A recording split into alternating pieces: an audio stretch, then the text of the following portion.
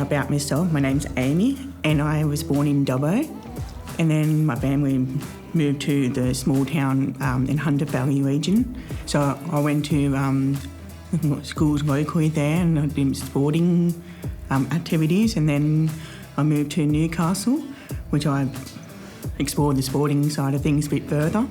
So in my downtime I like to relax with a book and watching some movies or TV series just to chill out. And when I'm feeling very energetic, I like to go hiking, especially when it's beautiful weather, along the coastal side of things. Yeah. So my story is, with my diagnosis, I was born deaf, severe and profound hearing loss. Actually, when I was born, they didn't realise I was hearing impaired. They actually thought I had other diagnoses, but then my mother and my grandmother noticed I wasn't reacting to sounds, so they said, well, better go and get another diagnosis just to be sure. And sure enough, I had a hearing loss and confirmed that, and so they fitted me with hearing aids, which, worked really well all the way from primary school to high school. And then my early 20s, my hearing started to deteriorate, so I was a candidate for cochlear implant surgery. And I had the first surgery. Wasn't as favourable because it sounded like robotic computerised sound. But I persisted with it a couple of years. And I thought, wow, if that worked in my worst year and then my good year, it slowly deteriorated even more. I thought, no hesitation, so I went and had the second implant. And my goodness, it's the best thing I ever did. It was just amazing, and more of a surround sound. When I was a teenager, it was very big difficulty with the social side of things, especially in a country rural town. I was the only hearing impaired deaf person, and so that was very isolating. But it also gave me more focus because I was lacking in the social side of things when I was a teenager, which redirected me into sports. So I got involved in any sporting activity in the school system.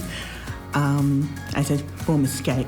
I actually won 2 gold medals on 2 different occasions for the Deaf Olympics, which is for deaf and hard of hearing people, which is an amazing experience. One of the best time of my life.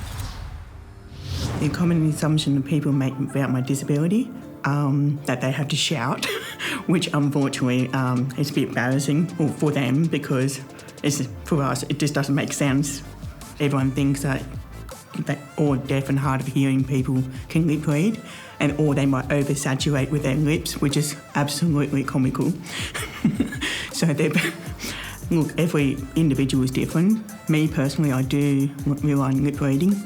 Yeah.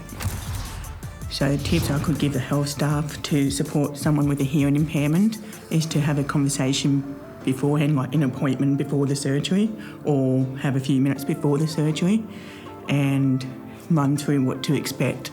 Like, for example, say if I had the mask on and then started putting a needle in my arm, prepare for the operation. What are you doing? So I just said to him, look, can you talk it through so I know what to expect, and do some hand signals, like tap me on the arm on what they're going to do next, and a bit of sign language. Because when we switch our ears off, we hear absolutely nothing. The strength and bonus of having hearing loss, I can switch off when I like to. Selective hearing is fabulous. What would be the one thing I will change about the world? Gosh, that's a big question. I would say for everyone to be healthy and well and have access to all opportunities with no restrictions.